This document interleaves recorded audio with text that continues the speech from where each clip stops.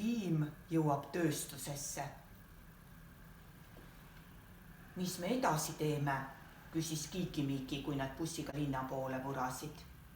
Korraga hakkas Kiiki-Miiki käekell surisema ja ekraanile ilmus kiri. Uuri välja, mis on piimatooted. Seda saaks suures piimatööstuses teha, arvas Mari.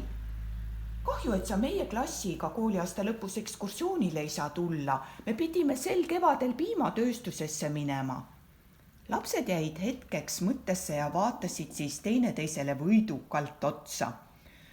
Me võime ju ajas ja ruumis liikuda, ütles Kiiki-Miiki.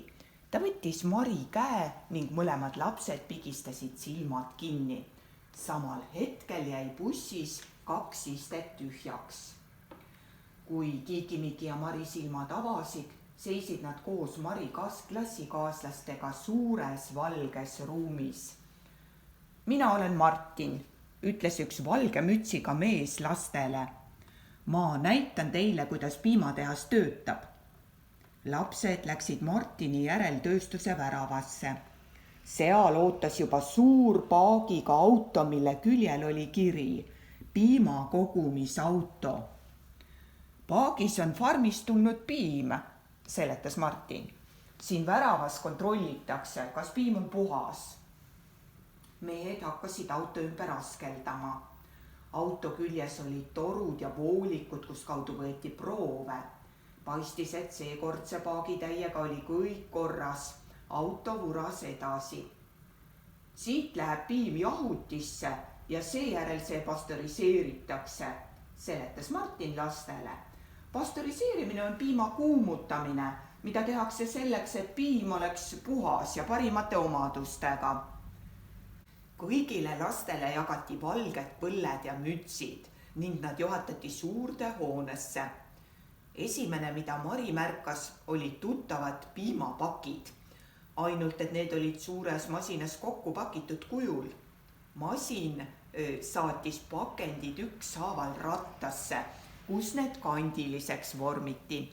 Ülevalt kõrgelt tulid pika lindina plastmasskorgid, mis kinnitati ükshaaval pakkidele külge.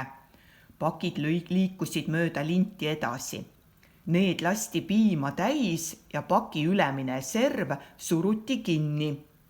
Täis piimapakid sõitsid edasi, kuni jõudsid lindi lõppu. Seal luges masin kokku 15 pakki ja tõstis need ootavasse kasti. Teises masinas olid tuttavad keefiripakid ja kolmandas jogurtitopsid. Nüüd lähme ühte magusasse kohta, teatas Martin ja juhatas lapsed järgmisse suurde ruumi. Kohukesed, hüüdsid lapsed läbisegi, kui nägid lindi peal tuttava pildiga maiustusi. Need on väga head, sosistas Mari Kiiki-Miikile. Lapsed viidi kohukese liini algusse. Kõigepealt näidati neile, kuidas tehakse kohupiima. Selleks kuumutati hapupiima, kuni piimast moodustusid väikesed tombukesed. Niimoodi saab ka kodus kohupiima valmistada. Peaasi, et kuumutamise temperatuur oleks õige.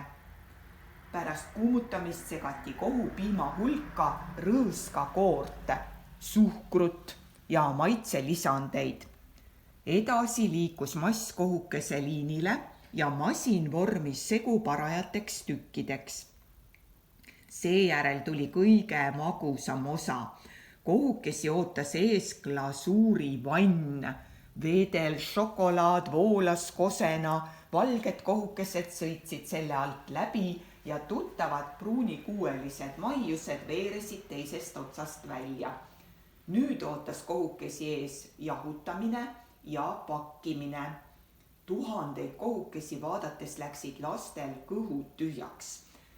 Nüüd lähme kohukesi maitsma, ütles Martin ja viis lapsed ühte suurde valgesse tuppa.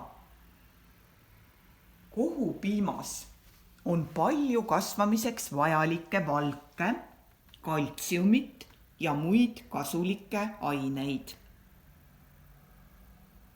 millest tehakse kohukesi.